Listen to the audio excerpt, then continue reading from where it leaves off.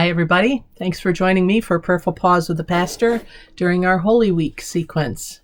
This is Monday of Holy Week. Again, we're drawing on the work of Borg and Crossan in the last week, and they are basing their writing on the Gospel according to Mark and Mark's account of Jesus' last week leading up to crucifixion and resurrection. Now, yesterday, Palm Sunday, we know that J and the D's, as I call them, Jesus and the disciples, entered Jerusalem. And then at the end of the day, they went back to stay with Mary, Martha, and Lazarus, their good friends in Bethany. And so they're back there. On Monday, they're coming back into town. Jesus sees a fig tree. He's hungry. He wants some fruit. It's not bearing fruit. He curses the fig tree. In the Gospel of Mark uses this formula frequently, this practice, literary practice of taking a story, in this case the fig tree, and splitting it in half and putting another story in the middle. And this idea of framing a story with another story is to add emphasis to what he's trying to say.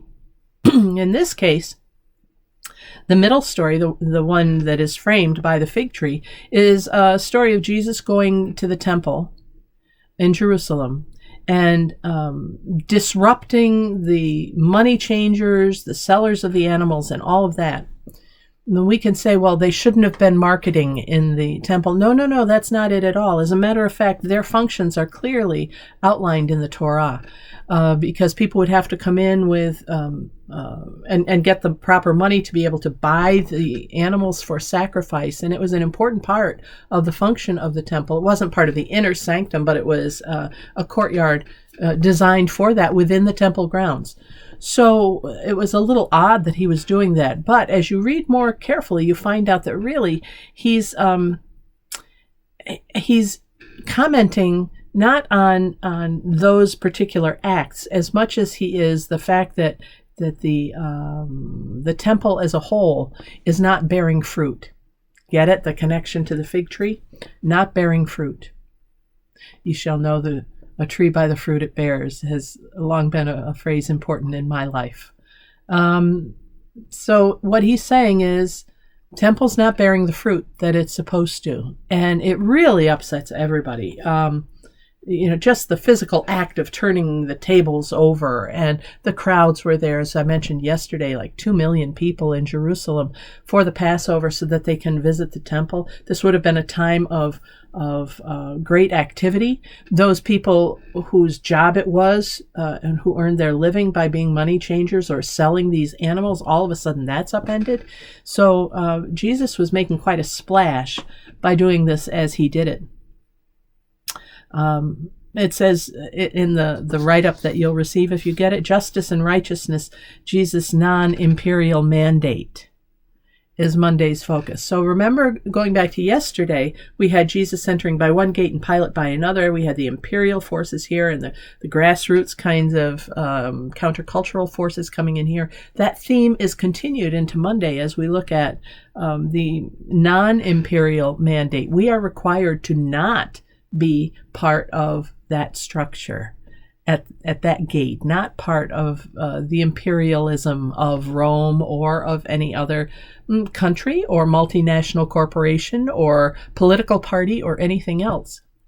So as we apply that to our own lives, I'm inviting you today to take a look at the practices that you keep on a daily basis. Maybe it's Starbucks, maybe it's Dunkin' Donuts, maybe it's engaging with neighbors. They don't have to be monetary, but what are the practices that you keep that are important to you?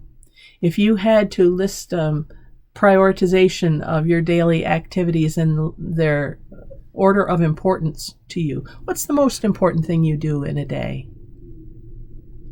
And where would that fall on the continuum of Jesus at the gate and Pilate at the other gate, this imperialism kind of focus? I think a lot of us mindlessly go through life, maybe making choices that don't really accurately reflect our values.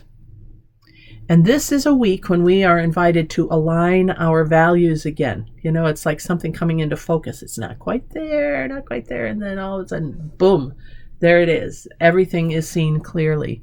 That's the invitation for this week, to align our focus, to align our actions with our values.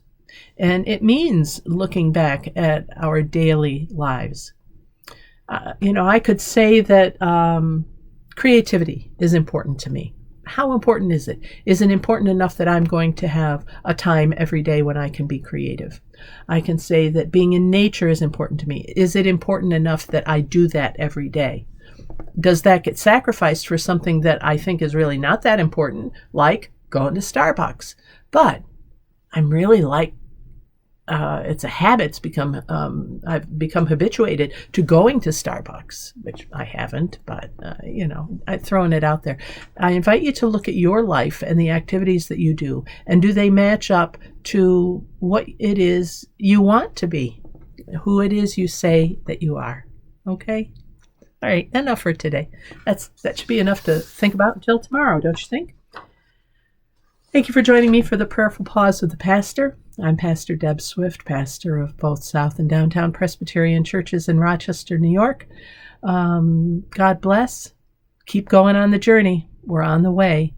We're on the way to crucifixion and resurrection. All right, my friends. Take care. Bye for now.